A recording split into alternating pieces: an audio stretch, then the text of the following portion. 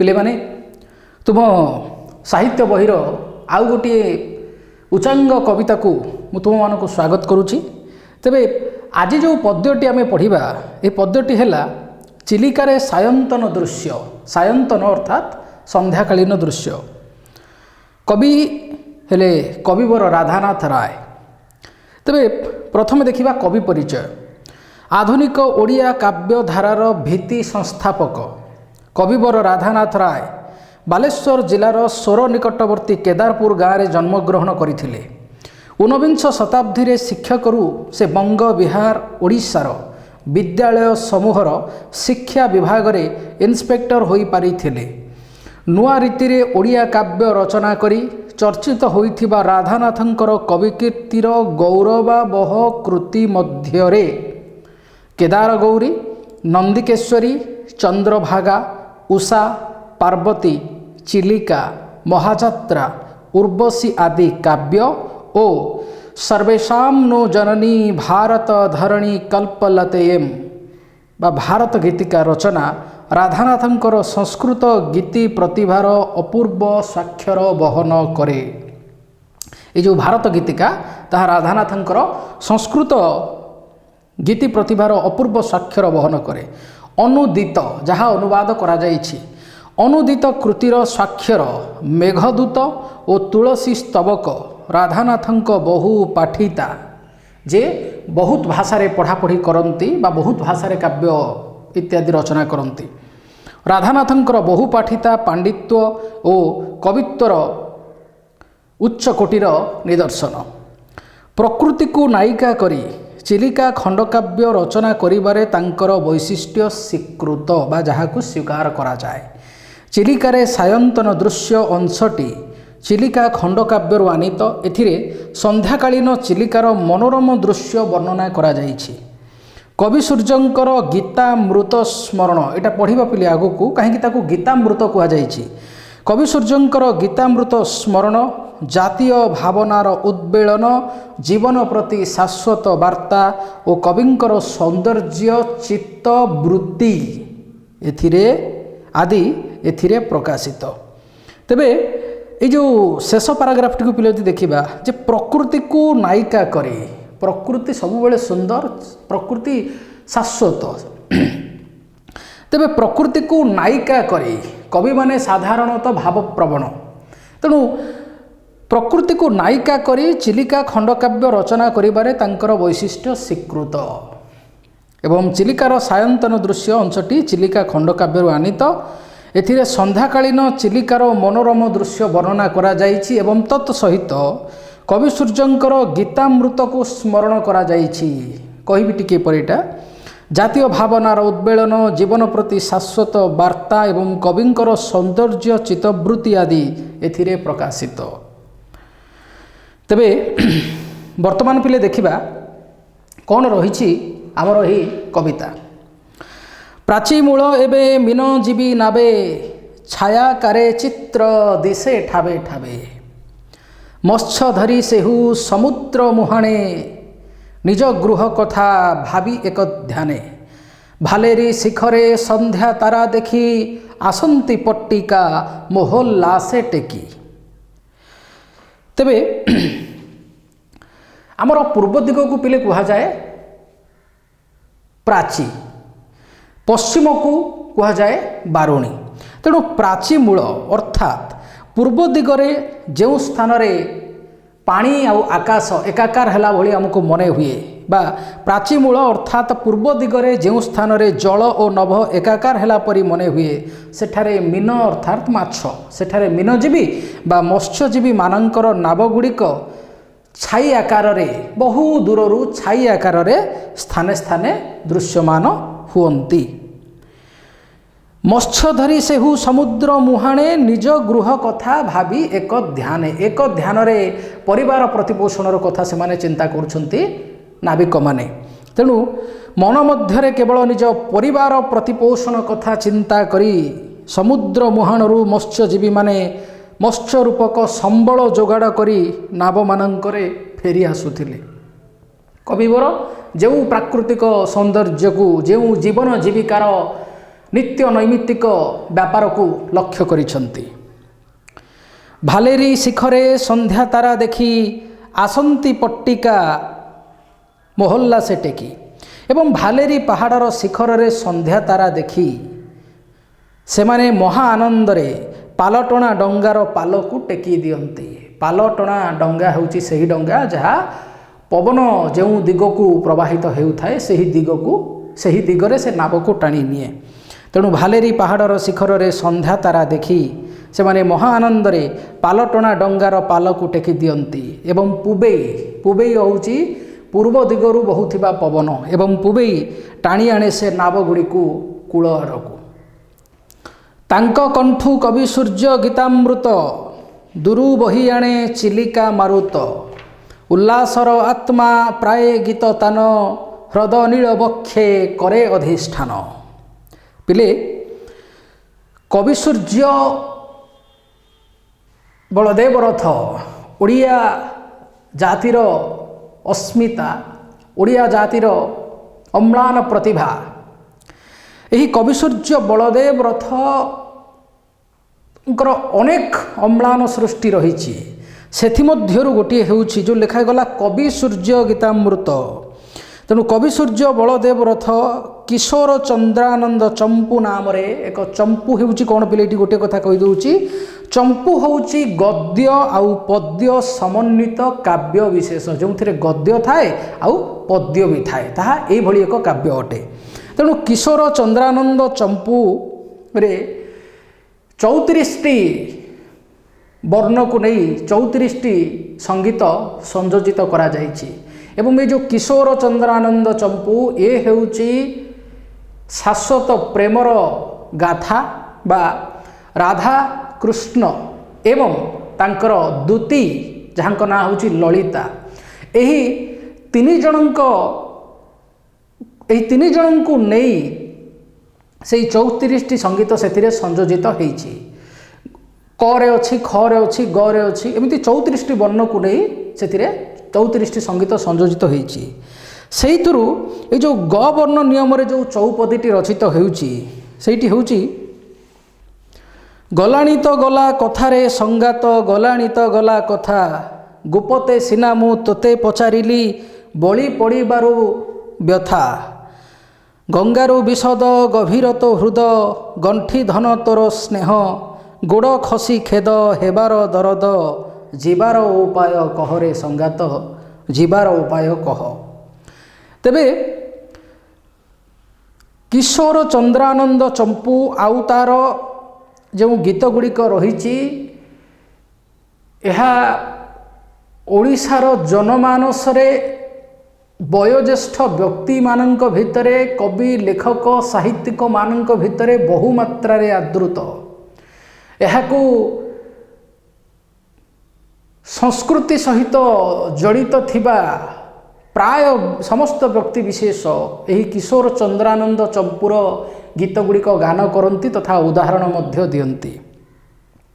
ତେଣୁ ଯେଉଁଥିରେ ଭାବ, ବୈରାଗ୍ୟ, ଶାଶ୍ୱତ ଚେତନା ଏସବୁର ଗୋଟେ ସୁମିଶ୍ରଣ ଦେଖିବାକୁ ମିଳେ। ଯେଉଁଥିରେ ଭାବ ଅଛି, ଯେତେବେଳେ ମନୁଷ୍ୟ ଆଧ୍ୟାତ୍ମିକବାଦୀ ହୁଏ ନିହାତି ଭାବରେ ବନ୍ଧା ସେ ଠାକୁର। ତେଣୁ ଏଥିରେ ଭାବ, ବୈରାଗ୍ୟ ଆଉ ଶାଶ୍ୱତ ଚେତନାର କଥା ଦେଖିବାକୁ ମିଳେ। ତେଣୁ ଏତେ ଗୁଡ଼ିଏ ଐଶ୍ୱର୍ଯ୍ୟ ସମ୍ପଦା ଯେଉଁଥିରେ ଭରି ରହିଛି ତାକୁ ଅମୃତ ତୁଲ୍ୟ ମନେ କରାହେଇଛି। ତେଣୁ କୁହାଯାଇଛି କବି ସୂର୍ଯ୍ୟ ଗୀତାମୃତ। ତାଙ୍କର ସେହି ଗୀତ ଗୁଡ଼ିକ ବାସ୍ତବରେ ଗୀତ ନୁହନ୍ତି, ସେଗୁଡ଼ିକ ଅମୃତ ସଦୃଶ୍ୟ ଅଟନ୍ତି, ଯାହା ମଣିଷକୁ ନଶ୍ୱର ଶରୀରକୁ ଅମର କରିବାର ଶକ୍ତି ଯେଉଁଥିରେ ରହିଛି ତାହା ଅମୃତ ତୁଲ୍ୟ ଅଟେ। ତେଣୁ ତାଙ୍କ କଣ୍ଠୁ କବି ସୂର୍ଯ୍ୟ ଗୀତାମୃତ ଦୂରୁ ବହି ଆଣେ ଚିଲିକା ମାରୁତ। ଉଲ୍ଲାସର ଆତ୍ମା ପ୍ରାୟ ଗୀତ ତାନ ହ୍ରଦ ନୀଳ ବକ୍ଷେ କରେ ଅଧିଷ୍ଠାନ। ତେଣୁ ସେହି ନାବିକମାନଙ୍କୁ ଯେତେବେଳେ କବିବର ରାଧାନାଥରେ ଲକ୍ଷ୍ୟ କରିଛନ୍ତି ଯେ ମତ୍ସ୍ୟ ଧରି ସେମାନେ ପୂର୍ବ ଦିଗ ମୁହାଣରୁ ଫେରି ଆସୁଛନ୍ତି, ଆଉ ପବନ ସୁଲୁସୁଲିଆ ପବନ ଦେଉଛି ଏବଂ ନାବ ଗୁଡ଼ିକର ପାଲକୁ ମଧ୍ୟ ସେମାନେ ଟେକି ଦେଇଛନ୍ତି ଯାହା ସେମାନଙ୍କୁ କୂଳ ଆଡ଼କୁ ନେଇ ଆସୁଛି। ଏବଂ ତାଙ୍କର ଚିତ୍ତ ବିନୋଦନ ପାଇଁ ସାମୟିକ ଚିତ୍ତ ବିନୋଦନ ପାଇଁ ଏ ନାବିକମାନେ ଏତେ ମାତ୍ରାରେ କବି ସୂର୍ଯ୍ୟ ବଳଦେବ ରଥଙ୍କର ସେହି ଗୀତ ଗୁଡ଼ିକ ଏତେ ମାତ୍ରାରେ ଜନମାନସରେ ଆଦୃତ, ତାକୁ ସମସ୍ତେ ଗାନ କରନ୍ତି। ଶିକ୍ଷିତ ଉଚ୍ଚ ଶିକ୍ଷିତ ଧର୍ମ ବର୍ଣ୍ଣ ନିର୍ବିଶେଷରେ ଏତେ ଶାଶ୍ୱତ ବାର୍ତ୍ତା ଭରି ରହିଛି ତାଙ୍କର ସେହି ଚଉପଦୀ ଗୁଡ଼ିକରେ। ତେଣୁ ସେମାନଙ୍କର କଣ୍ଠରୁ କବି ସୂର୍ଯ୍ୟ ଗୀତାମୃତକୁ କ'ଣ କରୁଛନ୍ତି ନା, ସେମାନେ ଯେତେବେଳେ ଗାନ କରୁଛନ୍ତି ଦୁରୁ ବହି ଆଣେ ଚିଲିକା ମାରୁତ, ତାଙ୍କର ସେହି ସମ୍ମିଳିତ ଗାନକୁ ଚିଲିକା ମାରୁତ ଅର୍ଥାତ୍ ପବନ ସେ ସଙ୍ଗୀତର ଝଙ୍କାରକୁ ଦୂରକୁ ବହି ଆଣୁଛି। ଉଲ୍ଲାସର ଆତ୍ମା ପ୍ରାୟ ଗୀତ ତାନ, ହ୍ରଦ ନୀଳ ବକ୍ଷେ କରେ ଅଧିଷ୍ଠାନ। ହ୍ରଦ ନୀଳ ବା ଏ ଯେଉଁ ଚିଲିକାର ବକ୍ଷରେ ତାଙ୍କର ଉଲ୍ଲାସର କାରଣ ହେଉଛି ଆତ୍ମା ଅର୍ଥାତ୍ ବାସ୍ତବିକ ବା ପ୍ରକୃତ କାରଣ। ତେଣୁ ଉଲ୍ଲାସର ଆତ୍ମା ପ୍ରାୟ ଗୀତ ତାନ, ସେଇ ତାଙ୍କର ଯେଉଁ ସଙ୍ଗୀତର ଯେଉଁ ତାନ, 34ଟି ସଙ୍ଗୀତ କଥା ପିଲେ କହିଲି ମୁଁ। ତେଣୁ ନାବିକମାନେ ନିଜର ସାମୟିକ କ୍ଳାନ୍ତି ଦୂର କରିବା ପାଇଁ, ନିଜର ଅବସାଦକୁ ଦୂର କରିବା ପାଇଁ ଯେଉଁ କବି ସୂର୍ଯ୍ୟଙ୍କର ଗୀତାମୃତକୁ ଗାନ କରୁଛନ୍ତି, ସେହି ତାଙ୍କର ଉଲ୍ଲାସର କାରଣ, ତାଙ୍କର ମନ ଖୁସିର କାରଣ ହେଉଛି କବି ସୂର୍ଯ୍ୟଙ୍କର ସେହି ଗୀତ ଗୁଡ଼ିକ, ଯାହାକି ନୀଳ ହ୍ରଦ ବକ୍ଷରେ କରେ ଅଧିଷ୍ଠାନ। କାରଣ ସମୁଦ୍ରରେ ଡଙ୍ଗା ବାହି ଯେତେବେଳେ ସେମାନେ କୂଳ ଆଡ଼କୁ ଆସୁଛନ୍ତି, ସେତେବେଳେ ଏହି ଗୀତ ଗୁଡ଼ିକୁ ସେମାନେ ଗାନ କରୁଛନ୍ତି। ତେଣୁ ସମୁଦ୍ର ବକ୍ଷରେ ଏହି ଗୀତ ଗୁଡ଼ିକର ସୁମଧୁର ସଙ୍ଗୀତ ଆଉ ଭାବ ଅଧିଷ୍ଠାନ କରୁଛି ବା ନିଜର କାୟା ବିସ୍ତାର କରୁଛି। ହସନ୍ତି ଚୌଦିଗେ ମଧୁର ହାସିନୀ, ଦିଗଙ୍ଗନା ଜ୍ୟୋତ୍ସ୍ନା ଦୁକୁଳ ବାସିନୀ। ଭାବାନ୍ତର ପୁଣି କ୍ଷଣେ କରେ ଜାତ, ଗଲାଣି ତ ଗଲା କଥାରେ ସଙ୍ଗାତ। କବିଙ୍କୁ ପିଲେ ଏଠି ଗୋଟେ କଥା ଦେଖ, ହସନ୍ତି ଚୌଦିଗେ ମଧୁର ହାସିନୀ, ଚୌଦିଗେ ଚାରି ଦିଗରେ ମଧୁର ହାସିନୀ, ଯାହାଙ୍କର ହସ ମଧୁର। ଏହା ସ୍ତ୍ରୀ ଲିଙ୍ଗ ପାଇଁ ବ୍ୟବହାର ହୋଇଛି ବା ଜଣେ ନାରୀଙ୍କ ଉଦ୍ଦେଶ୍ୟରେ ଏହା ବ୍ୟବହାର ହୋଇଛି। ଦିଗଙ୍ଗନା ହେଉଛି ପିଲେ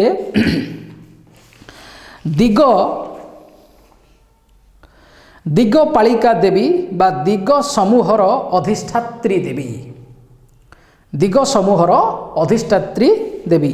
ତେଣୁ କବିଙ୍କୁ ପ୍ରତୀତ ହେଉଛି ସତେ ଯେପରି ଦିଗ ସମୂହର ଅଧିଷ୍ଠାତ୍ରୀ ଦେବୀ ଦିଗଙ୍ଗନା ଚନ୍ଦ୍ର ଜ୍ୟୋତ୍ସ୍ନା ରୂପକ ପାଟବସ୍ତ୍ର ପରିହିତା ହେଇ ଚତୁର୍ଦିଗରେ ମଧୁର ହାସ୍ୟ ତାଙ୍କର ଖେଳାଇ ଦେଇଛନ୍ତି। ପିଲେ ଏଇଠି ଗୋଟେ କଥା ଦେଖ, ଦିଗଙ୍ଗନା ଜ୍ୟୋତ୍ସ୍ନା ଦୁକୁଳ ବାସିନୀ, ଯେଉଁ ଦୁକୁଳ କଥା ଲେଖାଯାଇଛି ଏହାର ବନାନକୁ ଲକ୍ଷ୍ୟ କର, ଏ ହେଉଛି ପାଟବସ୍ତ୍ର। ତେଣୁ ବର୍ତ୍ତମାନ ଯେଉଁ ବାକ୍ୟଟିକୁ କହୁଛି ଟିକେ ମନ ଦେଇକି ଶୁଣ। କବିଙ୍କୁ ପ୍ରତୀତ ହେଉଥିଲା ସତେ ଯେପରି ଦିଗ ସମୂହର ଅଧିଷ୍ଠାତ୍ରୀ ଦେବୀ ଦିଗଙ୍ଗନା, ଚନ୍ଦ୍ର ଜ୍ୟୋତ୍ସ୍ନା ରୂପକ ପାଟବସ୍ତ୍ର, ଲେଖା ହେଇଛି ଜ୍ୟୋତ୍ସ୍ନା ଦୁକୁଳ ବାସିନୀ, ସନ୍ଧ୍ୟା ସମୟ। ତେଣୁ ଚନ୍ଦ୍ର ଜ୍ୟୋତ୍ସ୍ନା ରୂପକ ପାଟବସ୍ତ୍ର ପରିହିତା ହୋଇ ବା ପିନ୍ଧି ନିଜର କ'ଣ କରିଛନ୍ତି ନା ଚତୁର୍ଦିଗରେ ତାଙ୍କର ମଧୁର ହାସ୍ୟକୁ ସିଏ ଖେଳାଇ ଦେଇଛନ୍ତି। ତାପରେ ଦେଖ, ସଙ୍ଗୀତ ଆବେଶେ ନାଇଁ, ଦିଗଙ୍ଗନା ଜ୍ୟୋତ୍ସ୍ନା ଦୁକୁଳ ବାସିନୀ, ଭାବାନ୍ତର ପୁଣି କ୍ଷଣେ କରେ ଜାତ, ଗଲାଣି ତ ଗଲା କଥାରେ ସଙ୍ଗାତ। ଭାବାନ୍ତର, ପୁଣି କବିଙ୍କର ଏଠି ଭାବର ପଟ ପରିବର୍ତ୍ତନ ହୋଇଛି। ସିଏ ସୌନ୍ଦର୍ଯ୍ୟ ଚିତ୍ତବୃତ୍ତିରୁ ଫେରି ଆସିଛନ୍ତି। କବିଙ୍କୁ ଯେତେବେଳେ ମନେ ହେଇଛି ଯେ ଦିଗଙ୍ଗନା ଦେବୀ ଚନ୍ଦ୍ର ଜ୍ୟୋତ୍ସ୍ନା ରୂପକ ପାଟ ପରିହିତା ହୋଇ ଚତୁର୍ଦିଗରେ ନିଜ ହସ ଖେଳି ଦେଇଛନ୍ତି, ଏହା କବିଙ୍କର ସୌନ୍ଦର୍ଯ୍ୟ ଚିତ୍ତବୃତ୍ତି। ହଠାତ୍ କବିଙ୍କର ପୁଣି ଭାବନାର ପଟ ପରିବର୍ତ୍ତନ ହେଉଛି, କାରଣ ଏହି ସମୟରେ ସଙ୍ଗୀତ ଗାନ କରୁଛନ୍ତି, ନିଜର ଅବସର ବିନୋଦନ ପାଇଁ ସଙ୍ଗୀତ ଗାନ କରୁଛନ୍ତି ନାବିକମାନେ ଯେ ଗଲାଣି ତ ଗଲା କଥାରେ ସଙ୍ଗାତ। ଇଏ କାହିଁକି ଭାବ ପରିବର୍ତ୍ତନ କରେ? କାରଣ ଗଲାଣି ତ ଗଲା କଥାରେ ସଙ୍ଗାତ, ମୁଁ ଯେଉଁଭଳି ଭାବରେ କହିଲି କୃଷ୍ଣ ରାଧା ଏବଂ ଲଳିତା ए तीन जन को नहीं रचना होती किशोर चंद्रानंद चंपू जो ये टिके पिले तुमको ये कथाटा कहवा निहाती भाव में समीचीन हेब जे कौन ये जो गलानी तो गला कथार संगात एकदा श्रीकृष्णंकर श्यामल लता मध्यरे कुंज बनरे श्रीकृष्णंकर अपूर्व कांति दर्शन करिछंती राधिका जहाँ तांकु अलौकिक मने हेछि एवं से श्रीकृष्ण को निजर सर्वस्व भावी नहीं श्रीकृष्ण सहित तांकर से मिलित होगापी चाहिए एवं यही कथा जितेबले से निजर सखी निजर प्राण सखी ललिता को एक कथा कहते ललिता तांकु किछि मात्रा रे तागिद बा भर्त्सना करिसंती जे कृष्ण प्रकृत रे किए कृष्ण जो तत्व कृष्ण जो व्यक्ति विशेष बोली तुम्हें मन करुच से कृष्ण को पाइबा भारी दुष्प्राप्य से कृष्ण को बुझीबा भारी कष्टकर पाठ तुम्हें न जानी न शुणी केमिति से कृष्ण प्रेम रे से कृष्ण दर्शन मात्रे तांको प्रेम रे तुम्हें किभली भाव में पतित हेल एठारे सखी निज सखी को बुझाऊँची एवं या पर ये जो ग आद्य वर्ण रे जो गीतटी रचना होईची सेथेरे टिके निजर सखी ललितांठू गाली शुणिबा परे ए तागिद शुणिबा परे ये जो ग आद्य वर्ण रे जो गीतटी रचना होईची से कहउछंती तेबे संगात मु तो जहाँ भूल करी सारिची कृष्ण किए कृष्ण अतीत कौन कृष्णंकर लीला खेला जहाँ को कहीं मध्य बुझी पारती नहीं एमिति जड़े अबुझा मनुष्य को मु मोर मन दे मु तो भूल करी सारिछि तेबे मो मन भितर आज ये जो व्यथा बढ़ुची तांकु प्रेम भाषा रे बुझाइछंती तांकु बहुत कोमल भाव से राधा कहिछंती ललितांकु जे गलाणी तो गला कथारे संगात गलाणी तो गला कथा जे हे मोर सखी तमे आउ मते भर्त्सना करो नाही आउ मोर दोष को तमे एते बारंबार मोर मु भूल करिथिबा कथा मते आउ कही मते व्यथा दियो नाही जहाँ मु भूल करी तो देइछि करी देइछि आउ किंतु एबे ए कथा मु तुमको एइथिपाई कहूछि जे बळी पड़िबारु व्यथा कृष्ण को पाइबा पाई मु बहु मात्रा रे व्याकुलिता बहु मात्रा रे मु व्याकुल आउ व्यथित मध्य हो जाउछि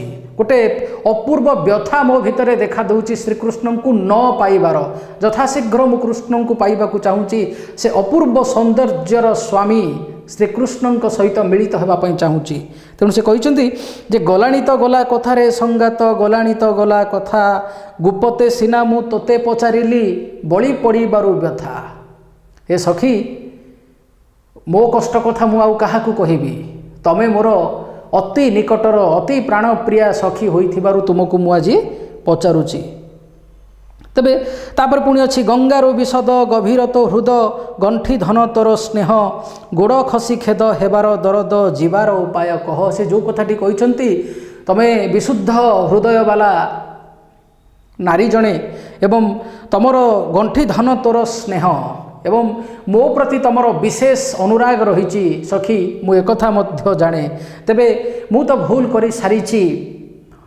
जौवन रे मु गोड़ खसाई सारिछि कृष्ण को मु मोर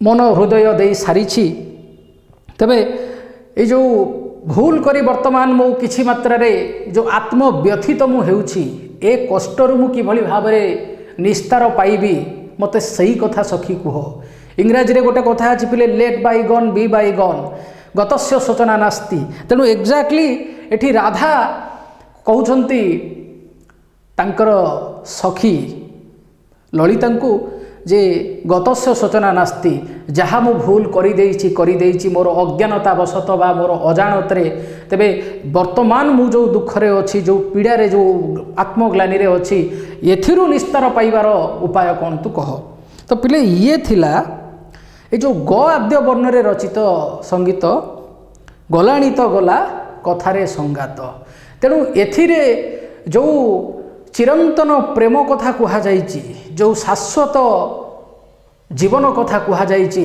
ताहा आजिकालीर प्रेम भली नुहे।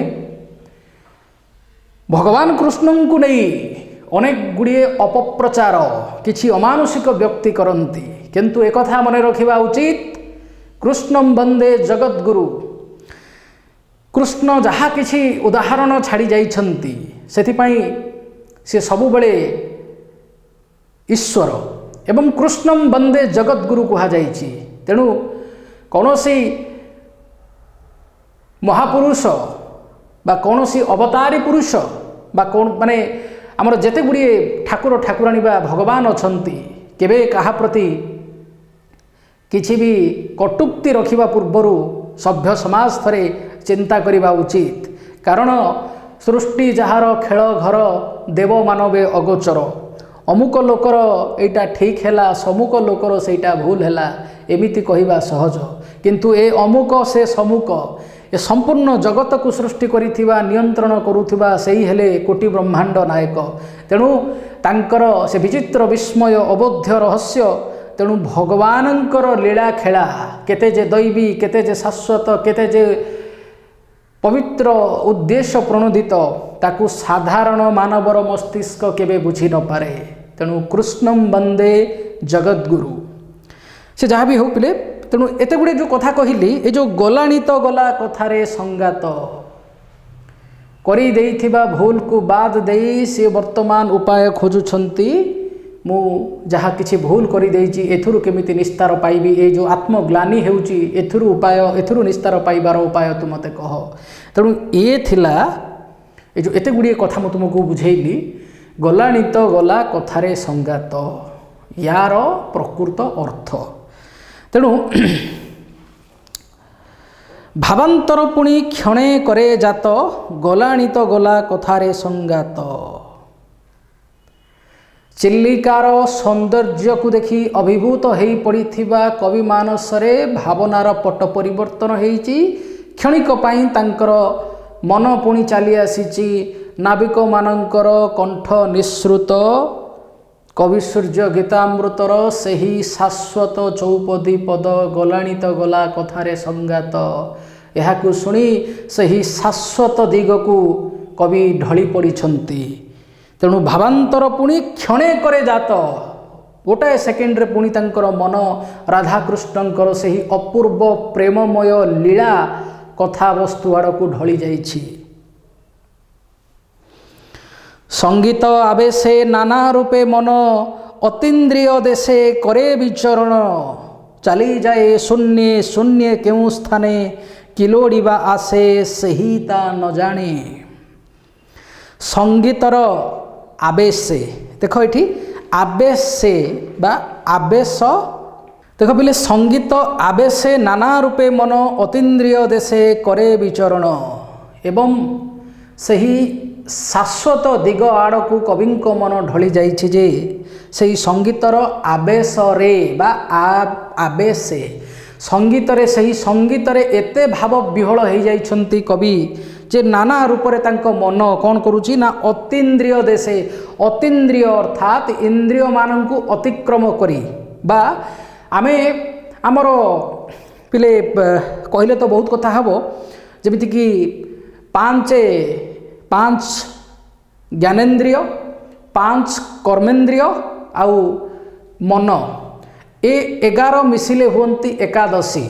छाड़ से विषय मु कहबी नहीं, तमे चाहिए एटा को सर्च करि परिबो। 5 कर्मेन्द्रिय, 5 ज्ञानेन्द्रिय आउ मन, ए 11 को नियंत्रण रे रखिबा को ही एकादशी कुहा जाए। से जहाँ भी हो, तेणु अतीन्द्रिय देशे करे विचरण। बेले बेले मनुष्य एमिति समाधि रे बा ध्यान रे एभली मानसिक स्तर को चली जाए जेठार जेतेबेले तार इंद्रिय संसर्ग रहे नहीं, कनेक्शन रहे नहीं। तेणु सही शाश्वत लीलामय जगत को कविंकर मानसिकता चली जाइछि जे टिके आगुरु चिलिकार सौंदर्य को देखि अभिभूत हो पड़ुथिबा कवि वर्तमान जेमिति इंद्रिय संसर्ग हरै बसिछन्ति, एमिति सेही दिव्य जगत को तांकर चेतना चली जाइछि जोठी तांकर मन नाना रूप रे विचरण करुछि। ଚାଲି ଯାଏ ଶୂନ୍ୟ ଶୂନ୍ୟ କେଉଁ ସ୍ଥାନେ କିଲୋଡ଼ିବା ଆସେ ସେହି ତ ନ ଜାଣେ। ଏବଂ କେଉଁ ଭାବନା ତେବେ ରାଧାକୃଷ୍ଣଙ୍କର ଶାଶ୍ୱତ ପ୍ରେମର ଅଲୌକିକ ଗୀତାମୃତରେ ତଲ୍ଲୀନ ହୋଇ କବିଙ୍କର ଚିତ୍ତ ଇନ୍ଦ୍ରିୟାତୀତ, ଇନ୍ଦ୍ରିୟଠୁ ଅତୀତ ଯାହା ହେଇଯାଏ, ଇନ୍ଦ୍ରିୟାତୀତ ହୋଇ ଉଠିଛି ଏବଂ ସେ ଇନ୍ଦ୍ରିୟ ସଂସର୍ଗରୁ କ୍ଷାନ୍ତ ବା ବିରତ ହୋଇଛନ୍ତି ସ୍ୱତଃପ୍ରବୃତ୍ତ ଭାବରେ ଏବଂ ତାଙ୍କର ମନ ସେ ଦିବ୍ୟ ପ୍ରେମର କଳ୍ପନା ଲୋକରେ ଇତସ୍ତତ ହୋଇ ଘୂରି ବୁଲେ କେଉଁ ଏକ ଅଜଣା ବସ୍ତୁ ବା ତତ୍ଵର ସନ୍ଧାନରେ। ଆଉଥରେ ପିଲେ କହୁଛି, ରାଧାକୃଷ୍ଣଙ୍କର ଶାଶ୍ୱତ ପ୍ରେମର ଅଲୌକିକ ଗୀତାମୃତରେ ତଲ୍ଲୀନ ହୋଇ କବିଙ୍କର ଚିତ୍ତ ଇନ୍ଦ୍ରିୟାତୀତ ହୋଇ ଉଠିଛି ଏବଂ ସେ ଇନ୍ଦ୍ରିୟ ସଂସର୍ଗରୁ କ୍ଷାନ୍ତ ବା ବିରତ ହୋଇଛନ୍ତି ଆଉ ତାଙ୍କର ମନ ସେ ଦିବ୍ୟ ପ୍ରେମର କଳ୍ପନା ଲୋକରେ ଇତସ୍ତତ ହୋଇ ଘୂରି ବୁଲେ। ଯେଉଁଟା କୁହାଗଲା କ'ଣ ନା, ଚାଲିଯାଏ ଶୂନ୍ୟ ଶୂନ୍ୟ କେଉଁ ସ୍ଥାନେ କିଲୋଡ଼ିବା ଆସେ ସେହି ତା ନ ଜାଣେ। ତେଣୁ ତାଙ୍କର ମନ ସେ ଦିବ୍ୟ ପ୍ରେମର କଳ୍ପନା ଲୋକରେ ଇତସ୍ତତ, ଏପଟ ସେପଟ ଇତସ୍ତତ ହୋଇ ଘୂରି ବୁଲେ କେଉଁ ଏକ ଅଜଣା ବସ୍ତୁ ବା ତତ୍ଵର ସନ୍ଧାନରେ। ତାପର ପଦଟି ଦେଖିବା, ଧନ୍ୟ ସେହି ଯାର ଆଜ୍ଞା ଶିରେ ଧରି ଏଲୀଳା ରଚନ୍ତି ଦେବୀ ବାଗୀଶ୍ୱରୀ। ଧନ୍ୟ ରଥେ ତୁମ୍ଭ ଜନ୍ମ ଶୁଭକ୍ଷଣେ ମୃତ୍ୟୁଞ୍ଜୟ ତୁମ୍ଭେ ଉତ୍କଳ ଭୁବନେ। ବର୍ତ୍ତମାନ ସେ କହୁଛନ୍ତି, ଧନ୍ୟ ସେହି ଯାର ଆଜ୍ଞା ଶିରେ ଧରି ଏଲୀଳା ରଚନ୍ତି ଦେବୀ ବାଗୀଶ୍ୱରୀ। କବି ସେହି ଅଲୌକିକ ପ୍ରେମୀ ଯୁଗଳଙ୍କ ଠାରେ ନିଜର ଭକ୍ତିପୂର୍ବକ ନତମସ୍ତକ ହୋଇ ନିଜର କୃତଜ୍ଞତା ଜ୍ଞାପନ କରିଛନ୍ତି। ଯାହାଙ୍କ ଆଜ୍ଞାକୁ ଶିରୋଧାର୍ଯ୍ୟ କରି ବାଗୀଶ୍ୱରୀ, ବାକ୍ ଶବ୍ଦର ଅର୍ଥ ହେଉଛି କଥା ବା ବାଣୀ, ତେଣୁ କଥା କହିବାର ଶକ୍ତି ଦେବୀ ସରସ୍ୱତୀଙ୍କ ଠାରୁ ସମସ୍ତଙ୍କୁ ପ୍ରାପ୍ତ ହୁଏ। ତେଣୁ ଯାହାଙ୍କ ଆଜ୍ଞାକୁ ଶିରୋଧାର୍ଯ୍ୟ କରି ବାଗ୍ଦେବୀ କବି ମାନସ ପଟରେ ରଚନା କରନ୍ତି ସାହିତ୍ୟାମୃତ, ସାହିତ୍ୟଯୁକ୍ତ ଅମୃତ। ଆଉଥରେ ପିଲେ କହୁଛି, ସେ କହିଲା ଯେ ଧନ୍ୟ ସେହି ଯାର ଆଜ୍ଞା ଶିରେ ଧରି ଏଲୀଳା ରଚନ୍ତି ଦେବୀ ବାଗୀଶ୍ୱରୀ। କବି ସେହି ଅଲୌକିକ ପ୍ରେମୀ ଯୁଗଳଙ୍କ ଠାରେ ନିଜର ଭକ୍ତିପୂର୍ବକ ନତମସ୍ତକ ହୋଇ ନିଜର କୃତଜ୍ଞତା ଜ୍ଞାପନ କରିଛନ୍ତି। ଯାହାଙ୍କ ଆଜ୍ଞାକୁ ଶିରୋଧାର୍ଯ୍ୟ କରି ବାଗ୍ଦେବୀ ସରସ୍ୱତୀ କବି ମାନସ ପଟରେ ରଚନା କରନ୍ତି ସାହିତ୍ୟାମୃତ। କାରଣ ଐଶ୍ୱର୍ଯ୍ୟ ଆଶୀର୍ବାଦ ବିନା ଶାଶ୍ୱତ କଥାବସ୍ତୁରେ କଲମ ଚାଳନା କରି ହୁଏ ନା। ଧନ୍ୟ ରଥେ ତୁମ୍ଭ ଜନ୍ମ ଶୁଭକ୍ଷଣେ ମୃତ୍ୟୁଞ୍ଜୟ ତୁମ୍ଭେ ଉତ୍କଳ ଭୁବନେ। ତେଣୁ କବି ସୂର୍ଯ୍ୟ ବଳଦେବ ରଥଙ୍କୁ ସେ ରଥେ ବୋଲି ସମ୍ବୋଧନ କରିଛନ୍ତି। ଧନ୍ୟ ରଥେ ତୁମ୍ଭ ଜନ୍ମ ଶୁଭକ୍ଷଣେ ମୃତ୍ୟୁଞ୍ଜୟ ତୁମେ ଉତ୍କଳ ଭୁବନେ। ଏହି ଉତ୍କଳର ପବିତ୍ର ମାଟିରେ ଜନ୍ମ ହୋଇ ତୁମେ ଧନ୍ୟ ରଥେ ତୁମ୍ଭ ଜନ୍ମ ଶୁଭକ୍ଷଣେ, ତୁମେ ଧନ୍ୟ ହୋଇଛ, ତା ସହିତ ଏ ମାଟିକୁ ମଧ୍ୟ ତୁମେ ଧନ୍ୟ କରିଛ। ଧନ୍ୟ ରଥେ ତୁମ୍ଭ ଜନ୍ମ ଶୁଭକ୍ଷଣେ ମୃତ୍ୟୁଞ୍ଜୟ ତୁମେ ଉତ୍କଳ ଭୁବନେ। ଯେ ମୃତ୍ୟୁକୁ ଜୟ କରିଥାଏ ତାକୁ କୁହନ୍ତି ମୃତ୍ୟୁଞ୍ଜୟ। ତେଣୁ ମୃତ୍ୟୁଞ୍ଜୟ ତୁମେ ଉତ୍କଳ ଭୁବନେ, ଏ ଉତ୍କଳ ଭୁବନରେ ତୁମେ ମୃତ୍ୟୁଞ୍ଜୟ। ପରବର୍ତ୍ତୀ ମୁହୂର୍ତ୍ତରେ କହୁଛନ୍ତି କେମିତି, କାରଣ ତୁମ୍ଭ ମାଟି ଦେହ ଗ୍ରାଛିଛି ଶ୍ମଶାନ, ମାତ୍ର ଯଶୋ ଦେହେ ତୁମ୍ଭେ ଆୟୁଷ୍ମାନ। ମୀନ ଆକର୍ଷଣ ଆସେ ପୋତପାଳ, ତରଣୀରେ ଜାଳି ଦେଲାଣି ମଶାଲ। ତୁମ ମାଟି ଦେହକୁ ଯେଭଳି ଭାବରେ କଥା ଅଛି, ମର୍ତ୍ତ୍ୟମଣ୍ଡଳେ ଦେହ ବହି ଦେବତା ହେଲେ ହିଁ ମରଇ। ଆଉ ଗୋଟିଏ କଥା ମଧ୍ୟ ମନବୋଧ 34 ଗୋଟିଏ ପଦ ମୋର ମନେ ପଡ଼ୁଛି, ଜନ୍ମ ହେଲେ ପ୍ରାଣୀ ଅବଶ୍ୟ ମରି, ନାମ ରଖିବୁ ଯେବେ ଭଜ ଶ୍ରୀହରି। ତେଣୁ ବିଭୁ କୃପା ବିନା, ସେ ପରମ ପୁରୁଷ, ସେ ପରମ ଚୈତନ୍ୟଙ୍କର ଆଶୀର୍ବାଦ ବିନା ପୃଥିବୀରେ କୌଣସି ମହତ୍ତର କାର୍ଯ୍ୟ କେବେ ସାଧିତ ନ ହୋଇପାରେ। ପିଲେ କଥାରେ ଅଛି, ଆମର ଏ ଶରୀର ହେଉଛି ମାଟି ଘଟ ବା ଶରୀର। ଏହା ଏଇ ମାଟି ମାରୁ ଆମେ ଜନ୍ମ ନେଇଛେ, ଏଇ ମାଟି ମାଠୁ ଆମେ ଜନ୍ମ ନେଇଛେ। ତେଣୁ ଏ ମାଟି ଘଟ ଏ ମାଟି ଶରୀର ଯାହା ମାଟିରୁ ଜାତ ଦିନେ ମାଟିରେ ମିଶିଯିବ। ତେଣୁ କୁହାଯାଇଛି ତୁମ୍ଭ ମାଟି ଦେହ ଗ୍ରାସିଛି ଶ୍ମଶାନ। ତୁମର ମାଟି ଦେହକୁ ଶ୍ମଶାନ ଆଜି ସିନା ଗ୍ରାସ କରି ନେଇଛି, ନିଜ ଭିତରକୁ ସାଉଁଟି ନେଇଛି, କିନ୍ତୁ ମାତ୍ର ଯଶୋ ଦେହେ ତୁମ୍ଭେ ଆୟୁଷ୍ମାନ। ଯଶୋ ଦେହେ ତୁମର ମାଟି ଶରୀରକୁ ଆଜି ଶ୍ମଶାନ ଗ୍ରାସ କରିଦେଇଥିଲେ ମଧ୍ୟ ଯଶୋ ଦେହରେ, ଯଶୋ ଦେହେ ବା ତୁମର ଯେଉଁ ଯଶ ତୁମେ ପ୍ରାପ୍ତ କରିଛ, ଯେଉଁ ଯଶସ୍ୱୀ ଶରୀର ତୁମେ ପ୍ରାପ୍ତ କରିଛ, ସେହି ଯଶସ୍ୱୀ ଶରୀରରେ ତୁମେ ଚିରକାଳ ପାଇଁ ଆୟୁଷ୍ମାନ ହୋଇ ରହିବ। କାରଣ ତୁମର ଯେଉଁ ଅମ୍ଳାନ କୀର୍ତ୍ତି ତୁମେ ଛାଡ଼ି ଯାଇଛ, ସେହି ଯଶରେ ସେହି କୀର୍ତ୍ତିରେ ତୁମେ ଏ ଜାତି ଥିବା ପର୍ଯ୍ୟନ୍ତ ତୁମେ ଲୋକଙ୍କ ଦ୍ୱାରା ପୂଜ୍ୟ ହୋଇ ରହିବ। ମୀନ ଆକର୍ଷଣ ଆସେ ପୋତପାଳ, ତରଣୀରେ ଜାଳି ଦେଲାଣି ମଶାଲ। ଏବଂ ମତ୍ସ୍ୟ ଧରିବା ପାଇଁ ବା ମୀନ ଧରିବା ପାଇଁ ଏକ ଟେକ୍ନିକ୍ ବା ଏକ ତରିକା ନାବିକମାନେ ଆପ୍ଲାଏ କରନ୍ତି। କ'ଣ ନା ମୀନ ଆକର୍ଷଣ ଆସେ ପୋତପାଳ। ମୀନ ବା ମାଛମାନଙ୍କୁ ନାବ ଆଡ଼କୁ ଆକର୍ଷିତ କରିବା ପାଇଁ ସେମାନେ କ'ଣ କରନ୍ତି? ପୋତପାଳ ବା ଯେଉଁ ନାବିକ ଯିଏ ଡଙ୍ଗା ଚଲାନ୍ତି ସେ କ'ଣ କରୁଛନ୍ତି ନା ତରଣୀରେ ଜାଳି ଦେଲାଣି ମଶାଲ। ତେଣୁ ମଶାଲର ନିଆଁ ଆଡ଼କୁ ମାଛମାନେ ଆକର୍ଷିତ ହୋଇ ଡଙ୍ଗାକୁ ଡେଇଁ ପଡ଼ନ୍ତି, ଆଉ ସେମାନଙ୍କର ପ୍ରାଣ ଚାଲିଯାଏ। ତେଣୁ ଏଇ ଯେଉଁ କଥାଟି ପରବର୍ତ୍ତୀ ମୁହୂର୍ତ୍ତରେ କୁହାଗଲା, ମୀନ ଆକର୍ଷଣ ଆସେ ପୋତପାଳ, ତରଣୀରେ ଜାଳି ଦେଲାଣି ମଶାଲ। ଭବେ ପାପମୂର୍ତ୍ତି ପରି ଅଟଇସେ, ସ୍ପର୍ଶେ ମାରାତ୍ମକ ରୂପେ ରମ୍ୟ ଦିଶେ। ପାପ ଗର୍ତ୍ତେ ଯେହ୍ନେ ପଡ଼ଇ ଅଜ୍ଞାନ, ତରି ଗର୍ଭେ ମିନେ ଡେଇଁ ଦେବେ ପ୍ରାଣ। ପିଲେ ଗୋଟେ କଥା ଅଛି, ପତଙ୍ଗର ସୃଷ୍ଟି ମରିବା ପାଇଁ, ନିଆଁର ଧାସରେ ଜଳିବା ପାଇଁ। ତେବେ ଅଜ୍ଞାନବଶତଃ ମନୁଷ୍ୟ ଅଗ୍ନିକୁ ଅଗ୍ନି ବ୍ୟତିରକେ ଆଉ କେଉଁ ଏକ ଚିତାକର୍ଷକ ବସ୍ତୁ ବୋଲି ମନେ କରେ, ଆଉ ତା ଆଡ଼କୁ ଆକର୍ଷିତ ହୋଇଯାଏ। ପରିଶେଷରେ ତାର ପ୍ରାଣ ମଧ୍ୟ ନାଶ ହୁଏ। ତେବେ ୟା ପରେ ତୁମର ଭଲ ସରଳାର୍ଥ ମଧ୍ୟ ଗୋଟିଏ ଅଛି ଯେ ମଶାଲ ଅଗ୍ନିର ଦୁର୍ବାର ଆକର୍ଷଣ। ଦୁର୍ବାର ଶବ୍ଦ ଆମେ ପ୍ରଥମ ଥର ପାଇଁ ବ୍ୟବହାର କରୁନେ, ୟା ପୂର୍ବରୁ ମଧ୍ୟ କରିସାରିଛେ। ତେବେ ମଶାଲ ଅଗ୍ନିର ଦୁର୍ବାର ଆକର୍ଷଣରେ ମୀନ ଆକର୍ଷିତ ହୋଇ ମୃତ୍ୟୁକୁ ପ୍ରାପ୍ତ ହେଲା ପରି ଏ ସଂସାର ଜଳଧିରେ ରମ୍ୟ ବା ଚିତାକର୍ଷକ ରୂପ ଧାରଣ କରି ପାପ ରୂପକ ଅଗ୍ନି ଅଜ୍ଞାନ ମଣିଷକୁ ନିଜ ଆଡ଼କୁ ଆକର୍ଷିତ କରିଥାଏ। ଯେଉଁ ପାପାଗ୍ନିର ରୂପ ଚିତାକର୍ଷକ, ଆଉ ତାର ସ୍ପର୍ଶ ପ୍ରାଣଘାତୀ ବା ପ୍ରାଣନାଶକ ଅଟେ।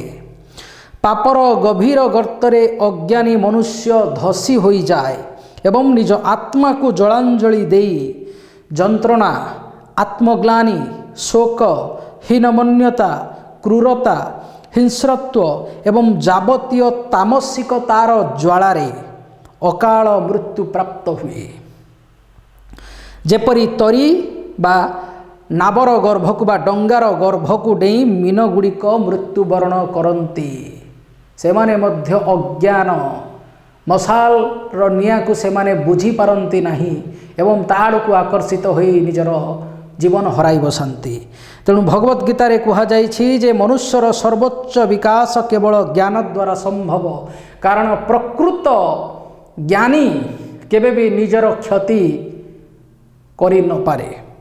ତେଣୁ ଅଜ୍ଞାନତା ହେଉଛି ସକଳ ପାପର ମୂଳ କାରଣ। ସେଥିପାଇଁ କୁହାଯାଇଛି ଆପଣା କଲା କର୍ମମାନ ବେଳୁ ହୋଇବ ସାବଧାନ।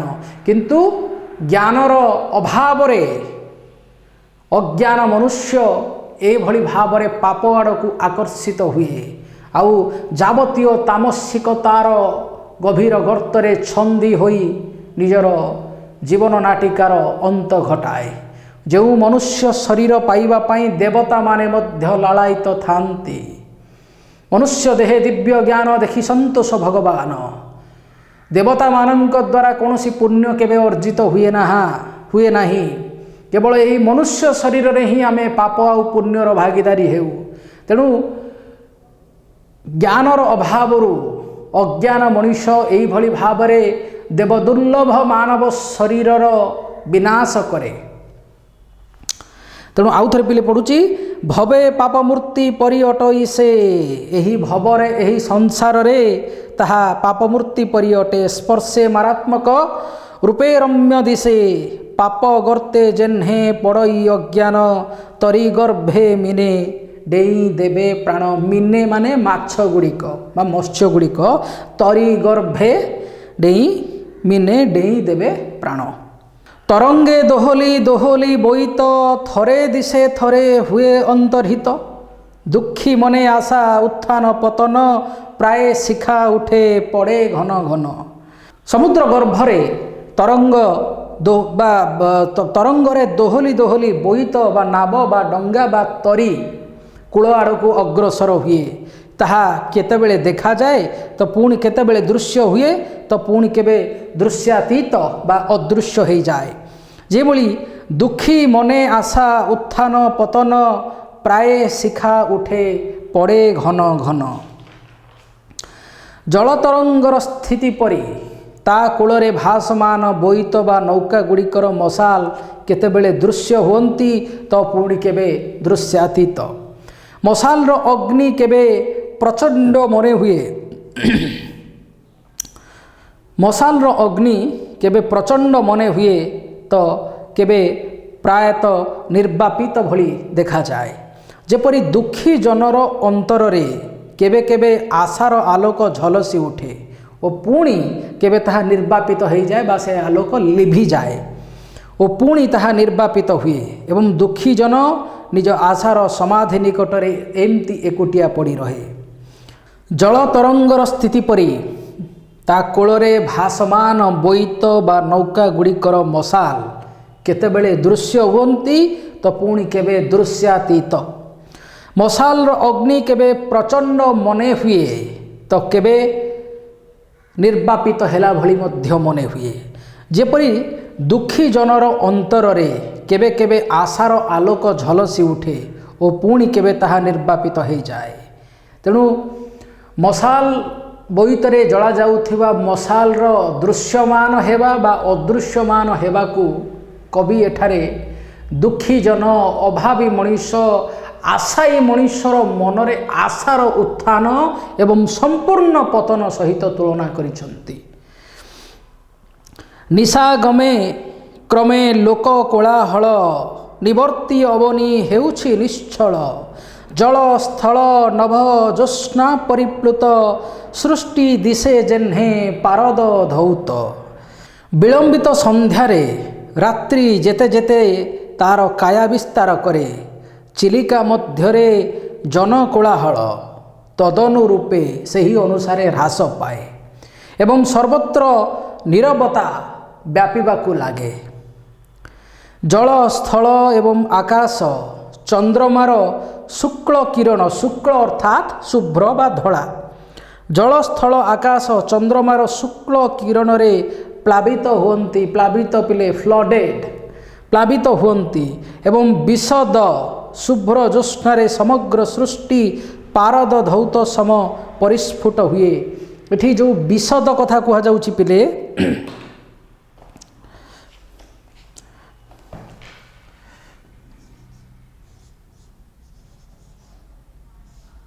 विशद ए विशद शब्दर अर्थ हेउछि स्पष्ट बा शुभ्र बा स्वच्छ बा पवित्र तेणु जल स्थल एवं आकाश चंद्रमार शुक्ल किरण रे प्लावित हुअन्ति एवं विशद शुभ्र ज्योत्स्नारे समग्र सृष्टि पारद धौत हेला भली परिस्फुट हुए फुटिकी देखा जाए बा सेते उज्ज्वलमय देखा जाए प्रतिबिंबराजी दीप शैल तले स्पष्टाकारे शोभे ह्रद अंतस्थले क्षीरोद सोदर ज्योत्स्नार्णवे भासी दिशन्ति विशद गिरी वन नासी चिलिका ह्रदर गर्भरे बा अंतस्थलरे आविर्भूत दीप आउ ताहार शैल शैल अर्थात पहाड़ मध्य पिले दीप आउ ताहार शैलराजी सुस्पष्ट भावे ह्रदर स्वच्छ जलराशि रे प्रतिबिंबित हुअन्ति एपटे बारंबार कहा जाउछि जे शुभ्र जलराशि बा चंद्र ज्योत्स्नारे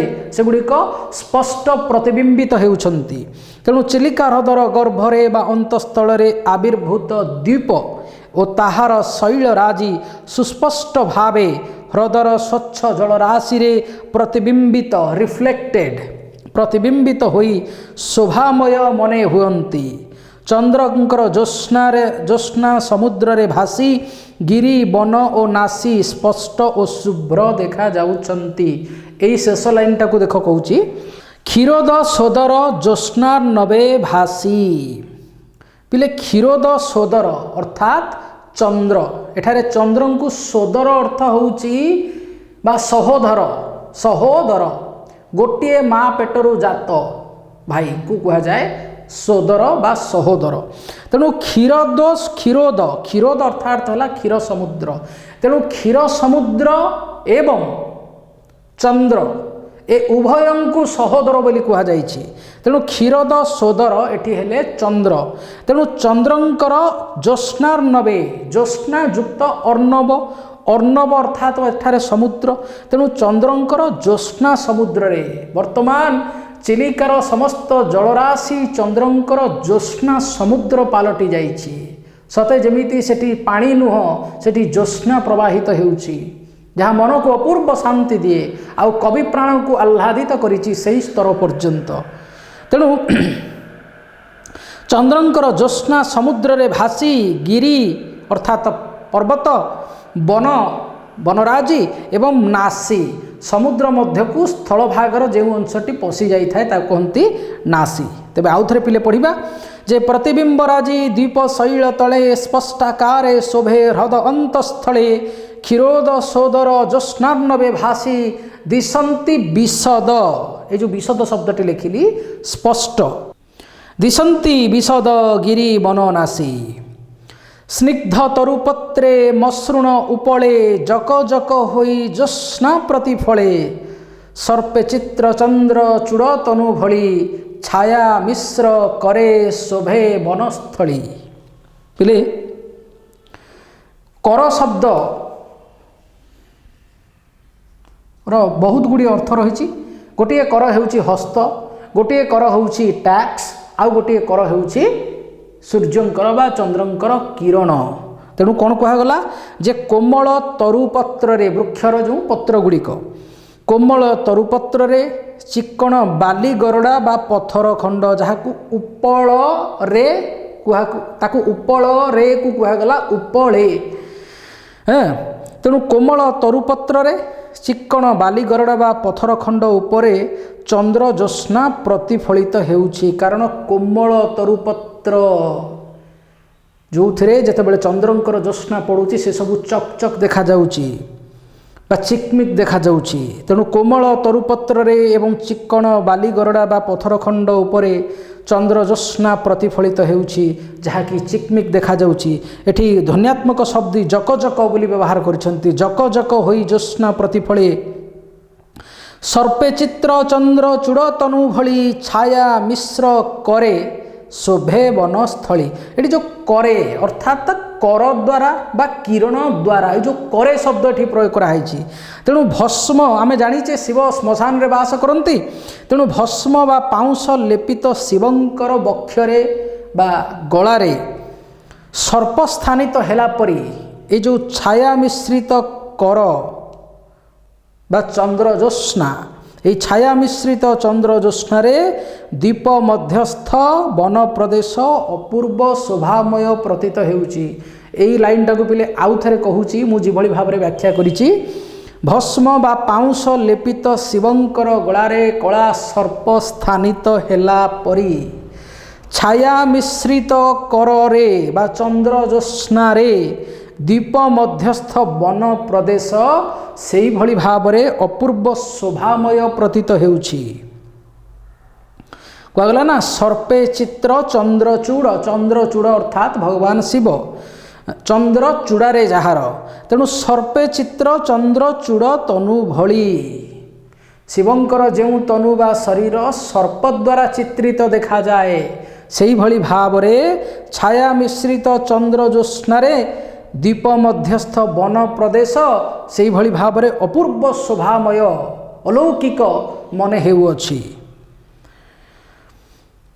ପ୍ରଶାନ୍ତ ନୀରବ ଗିରିବନ ଦେଶ, ନାହିଁ ଏଥି ନର ଚହଳର ଲେଶ ଦୂର ଝରନାଦ ଝିଙ୍କାରି ଝଙ୍କାର କରେ ନିଶିଥିନି ପ୍ରଭାବ ପ୍ରଚାର।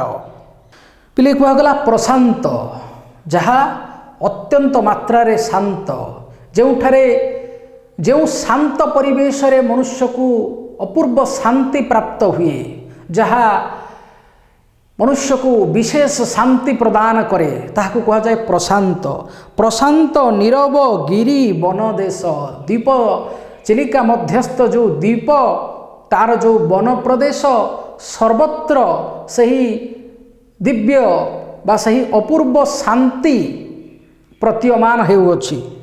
ନାହିଁ ଏଥି ନର ଚହଳର ଲେଶ, ଯେଉଁଠାରେ ଲେଶ ଅର୍ଥାତ୍ ସାମାନ୍ୟତମ ସୂଚନା, ଯେଉଁଠାରେ ନର ଚହଳର ଲୋକ କୋଳାହଳର ସାମାନ୍ୟତମ ଆଭାସ ମଧ୍ୟ ହେଉନାହିଁ।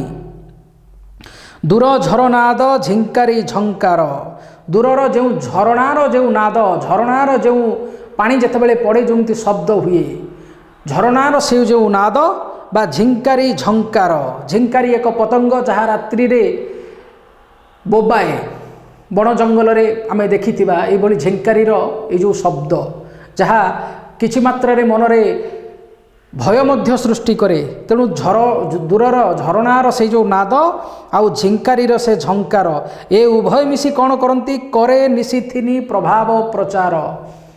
ଏ ଦୁଇ ଜଣ ଯେମିତି ମିଶି ଏହି ପ୍ରଭାବକୁ ପ୍ରଚାର କରନ୍ତି ଯେ ବର୍ତ୍ତମାନ ରାତ୍ରି, ନିଶିଥିନି ରାତ୍ରି, ରାତ୍ରିର ପ୍ରଭାବକୁ ଏମାନେ ପ୍ରଚାର କରନ୍ତି ଯେ ବର୍ତ୍ତମାନ ରାତ୍ରି ମାଡ଼ି ଆସୁଛି। କଳି ଉପଦ୍ରବେ ତ୍ୟଜି ଲୋକାଳୟ, ଶାନ୍ତିକି ସ୍ଥଳେ ଭଜିଲେ ଆଶ୍ରୟ। ଚିଲିକା ତୋହର ଏହି ଶୋଭାବନ, ବର୍ଣ୍ଣୋତ୍ସବମୟ ଦୃଶ୍ୟ ସାୟନ୍ତନ। କୁହାଯାଇଛି କଳି ଉପଦ୍ରବେ ତ୍ୟଜି ଲୋକାଳୟ, ବା ଯେଉଁ ଗ୍ରାମ ଗୁଡ଼ିକ ରହିଛି, ଏଠାରେ ଏତେ ମାତ୍ରାରେ ବିଳମ୍ବିତ ରାତ୍ରି, ବିଳମ୍ବିତ ସନ୍ଧ୍ୟା ଆଉ ତାପରେ ପରେ ରାତ୍ରି ତାର ରାଜୁତି ବା ପ୍ରଭାବ ବିସ୍ତାର କରେ, ଯାହାକୁ କବି ନିଜର କବି ମାନସରେ କିଛି ଏଇଭଳି ଭାବରେ କଲମ କରିଛନ୍ତି ଯେ କଳିର ଉପଦ୍ରବରେ, କଳିର ଦୌରାତ୍ମ୍ୟରେ, କଳି ଅର୍ଥାତ୍ ଏଠାରେ କଳିଯୁଗ କଥା କୁହାଯାଉଛି ବା ଏଠାରେ ଅଶାନ୍ତିର ବାତାବରଣ କଥା କୁହାଯାଉଛି, କାରଣ କଳି ଯେଉଁଠି ଥାଏ ସେଠି ଅଶାନ୍ତି ହିଁ ବାସ କରେ। ତେଣୁ ଅଶାନ୍ତିର ଉପଦ୍ରବରେ ସତେ ଯେମିତି ଗ୍ରାମ ଗୁଡ଼ିକୁ, ଚିଲିକା ଆଉ ତାର ନିକଟବର୍ତ୍ତୀ ଯେଉଁ ଗ୍ରାମ ଗୁଡ଼ିକ ରହିଛି, ସେ ଗ୍ରାମ ଗୁଡ଼ିକରୁ ଯେମିତି କ'ଣ ହେଇଛି ନା ଶାନ୍ତିର ଦେବୀ ସେହି ଗ୍ରାମ ଗୁଡ଼ିକୁ ଛାଡ଼ି ଆସିଛନ୍ତି ଆଉ ଆସିକି ଚିଲିକାର ଏହି ଅପୂର୍ବ ଶୋଭାରାଜି ବା ଚିଲିକାର ଏହି ଅପୂର୍ବ ଅନ୍ତଃସ୍ଥଳରେ ଆସି ଶାନ୍ତି ଦେବୀ ଏଠାରେ ବିରାଜମାନ କରିଛନ୍ତି। ଚିଲିକା ତୋହର ଏହି ଶୋଭାବନ, ବର୍ଣ୍ଣୋତ୍ସବମୟ ଦୃଶ୍ୟ ସାୟନ୍ତନ। ଶୋଭାବନ, ଶୋଭାବନ ଶବ୍ଦର ଅର୍ଥ ହେଉଛି ସୁନ୍ଦର, ଯେ ତୋହର ଏଇ ଯେଉଁ ସୁନ୍ଦର ଶୋଭା, ଯାହା ଅଦ୍ୱିତୀୟ, ଯାହା କବି ପ୍ରାଣକୁ ଆହ୍ଲାଦିତ କରେ, ଯାହା ଅଶିକ୍ଷିତ ନାବିକମାନଙ୍କୁ ମଧ୍ୟ ଆନମନା କରେ, ଯାହାର ସୌନ୍ଦର୍ଯ୍ୟ ଅକଳ୍ପନୀୟ, ଏଇଭଳି ଭାବରେ ତୋର ଏହି ଶୋଭା, ତୋହର ଏହି ଶୋଭାବନ, ବର୍ଣ୍ଣୋତ୍ସବମୟ ଦୃଶ୍ୟ ସାୟନ୍ତନ। ତୋର ଏହି ସନ୍ଧ୍ୟାକାଳୀନ ଦୃଶ୍ୟ ଏତେ ସୁନ୍ଦର, ଏତେ ଅନୁପମ ଏବଂ ବର୍ଣ୍ଣୋତ୍ସବ, ବର୍ଣ୍ଣଯୁକ୍ତ ଉତ୍ସବ। ପିଲେ ମୁଁ ଏଠି ଆଉ ଲେଖୁନାହିଁ, କହୁଛି ତୁମକୁ, ବର୍ଣ୍ଣ ଉତ୍ସବମୟ ହେଲା ବର୍ଣ୍ଣୋତ୍ସବମୟ। ଏଠି ବର୍ଣ୍ଣ ମାନେ କ'ଣ ନା ବିଭିନ୍ନ ବର୍ଣ୍ଣ ବା ରୂପମାନଙ୍କର ଉତ୍ସବ ପାଲଟେ ସନ୍ଧ୍ୟା, ଚିଲିକାର ସନ୍ଧ୍ୟା ବେଳର ଦୃଶ୍ୟ। ଆଉ ଥରେ କହୁଛି, ବିଭିନ୍ନ ବର୍ଣ୍ଣ ବା ରୂପ ବା ସୌନ୍ଦର୍ଯ୍ୟର ଗନ୍ତାଘର, ବିଭିନ୍ନ ବର୍ଣ୍ଣ ବା ରୂପମାନଙ୍କର ସତେ ଯେମିତି ଗୋଟେ ଉତ୍ସବ ରାତ୍ରି ହେଲେ ଚିଲିକା ଗର୍ଭରେ ବିଭିନ୍ନ ବର୍ଣ୍ଣ ବା ରୂପମାନଙ୍କର ଉତ୍ସବ ପାଲଟେ ଏହି ସନ୍ଧ୍ୟାବେଳର ଦୃଶ୍ୟ। ଏଠି ପିଲେ ବିଭିନ୍ନ ବର୍ଣ୍ଣ କଥା କେଉଁଠୁ ଆସିଲା? ଏଇ ଯେଉଁ କୁହାଗଲା ଯେ ବର୍ଣ୍ଣୋତ୍ସବମୟ ତୋର ଦୃଶ୍ୟ ସାୟନ୍ତନ। ଏଇଠି ପିଲେ ଦେଖ, ଯଦି ପ୍ରଥମରୁ ଗୋଟେ ଗୋଟେ କଥା କହି ଆସିବା, ପ୍ରଥମରୁ କୁହାଗଲା ଯେ ହସନ୍ତି ଚୌଦିଗେ ମଧୁର ହାସିନୀ, ଦିଗଙ୍ଗନା ଜ୍ୟୋତ୍ସ୍ନା ଦୁକୁଳ ବାସିନୀ। ଚତୁର୍ଦିଗରେ ଚନ୍ଦ୍ରଜ୍ୟୋତ୍ସ୍ନା ତାର ଅପୂର୍ବ କାୟା ବିସ୍ତାର କରିଛି। ପ୍ରତିବିମ୍ବ ରାଜି ଦୀପଶୈଳ ତଳେ ସ୍ପଷ୍ଟାକାରେ ଶୋଭେ ହ୍ରଦ ଅନ୍ତଃସ୍ଥଳେ। ଇଏ ଆଉ ଗୋଟିଏ ରୂପ, ଆଉ ଗୋଟିଏ ସ୍ୱରୂପ, ଆଉ ଗୋଟିଏ ସୁନ୍ଦର ପ୍ରତିଛବି ଏଇ ଯେଉଁ ଗିରି ପର୍ବତମାନଙ୍କର ରହିଛି ଚିଲିକାର ଗର୍ଭରେ, ସେହି ସବୁ ଗିରି ଆଉ ବନ ପ୍ରଦେଶର ରୂପ ପ୍ରତିବିମ୍ବିତ ହେଉଛି। ଇଏ ଆଉ ଗୋଟିଏ ବର୍ଣ୍ଣ ବା ରୂପ କଥା କୁହାଗଲା। ବିଭିନ୍ନ ରୂପ, ବିଭିନ୍ନ ସୌନ୍ଦର୍ଯ୍ୟର ଗନ୍ତାଘର ସେଠି ଦେଖିବାକୁ ମିଳୁଛି। ଏବଂ ଯେଉଁ ସ୍ନିଗ୍ଧ ତରୁପତ୍ରେ ମସୃଣ ଉପଳେ ଜକ ଜକ ହୋଇ ଜ୍ୟୋତ୍ସ୍ନା ପ୍ରତିଫଳେ ସର୍ପେ ଚିତ୍ର ଚନ୍ଦ୍ର ଚୂଡ଼ ତନୁ ଭଳି ଛାୟା ମିଶ୍ର କରେ ଶୋଭେ ବନସ୍ଥଳୀ। ଏବଂ ଯେଉଁ ବନ ପ୍ରଦେଶ ତାହା ଶିବଙ୍କର ତନୁ ବା ଶିବଙ୍କର ଶରୀର ଭଳି ପ୍ରତୀୟମାନ ହେଉଛି। ଏତେ ଗୁଡ଼ିଏ ରୂପକୁ ଚିଲିକା ତାର ଗର୍ଭରେ ସାଇତି ରଖିଛି। ତେଣୁ କବି ଯଥାର୍ଥରେ କହିଛନ୍ତି ଚିଲିକା ତୋହର ଏହି ଶୋଭାବନ ବର୍ଣ୍ଣ ଉତ୍ସବ। ଯଦି ସନ୍ଧି ବିଚ୍ଛେଦକୁ ଭାଙ୍ଗିବା, ବର୍ଣ୍ଣ ଉତ୍ସବମୟ ଦୃଶ୍ୟ ସାୟନ୍ତନ। ତୋର ଉଷା କାଳର ବା ସକାଳର ଦୃଶ୍ୟ ନୁହେଁ, ତୋର ଯେଉଁ ସାୟନ୍ତନ ଦୃଶ୍ୟ ବା ତୋର ଯେଉଁ ସନ୍ଧ୍ୟାକାଳୀନ ଦୃଶ୍ୟ ସତରେ ଚର୍ମଚକ୍ଷୁକୁ ଏହା ଏଭଳି ଭାବରେ ସୁଖ ଦେଉଛି, ଅନ୍ତଚକ୍ଷୁକୁ ଏହା ଏଭଳି ଭାବରେ ସୁଖ ଦେଉଛି, ଯେଉଁଠାରେ କବିସୂର୍ଯ୍ୟ ବଳଦେବ ରଥଙ୍କର ଗୀତାମୃତ ଶୁଣିବାକୁ ମିଳେ, ଯେଉଁଠାରେ ଅଶାନ୍ତ ମନକୁ ପ୍ରଶାନ୍ତି ପ୍ରାପ୍ତ ହୁଏ, ଯେଉଁଠାରେ ସୌନ୍ଦର୍ଯ୍ୟ ତାର ଭିନ୍ନ ଭିନ୍ନ ରୂପ ପ୍ରଦର୍ଶିତ କରେ। ତେଣୁ ଏହି ବର୍ଣ୍ଣୋତ୍ସବମୟ ତୋର ଦୃଶ୍ୟ ସାୟନ୍ତନ। ତେଣୁ ତୋର ସନ୍ଧ୍ୟାକାଳୀନ ଦୃଶ୍ୟ ସତରେ ବିଭିନ୍ନ ବର୍ଣ୍ଣ, ବିଭିନ୍ନ ସୌନ୍ଦର୍ଯ୍ୟ ଭଳିକି ଭଳି ଅନୁପମ ସୌନ୍ଦର୍ଯ୍ୟର ଯେମିତି ଗୋଟାଏ ଫେଷ୍ଟିଭାଲ ବା ଗୋଟାଏ ଉତ୍ସବ ବୋଲି ମନେ ହୁଏ। ତେଣୁ ପିଲେ, ଇଏ ଥିଲା ତୁମର କବିତା ଚିଲିକାରେ ସାୟନ୍ତନ ଦୃଶ୍ୟ। ୟା ପରେ ପରେ ଏଥିରେ କିଛି କ୍ଲିଷ୍ଟ ଶବ୍ଦ ରହିଛି। ଆଉ ମୁଁ ସବୁବେଳେ ମୋର କିଛି ଭିଡ଼ିଓ ମାନଙ୍କରେ ମଧ୍ୟ କହି ଆସିଛି, ଓଡ଼ିଆ ଭାଷାକୁ ପଢ଼ୁଥିବା, ଓଡ଼ିଆ ସାହିତ୍ୟକୁ ପଢ଼ୁଥିବା ତୁମେ ଛାତ୍ରମାନେ ହୁଅନ୍ତୁ, ଯେକୌଣସି ଧର୍ମ ବର୍ଣ୍ଣ ନିର୍ବିଶେଷର ଯେକୌଣସି ବ୍ୟକ୍ତିବିଶେଷ ହୁଅନ୍ତୁ, ସାହିତ୍ୟକୁ ଭଲ ଭାବରେ ବୁଝିବାକୁ ହେଲେ ତୁମ ପାଖରେ ସାହିତ୍ୟର ବା ଓଡ଼ିଆ ଭାଷାର ଗୋଟିଏ ପରିପୂର୍ଣ୍ଣ ଡିକ୍ସନାରୀ ବା ଅଭିଧାନ ରହିବା ବିଧେୟ।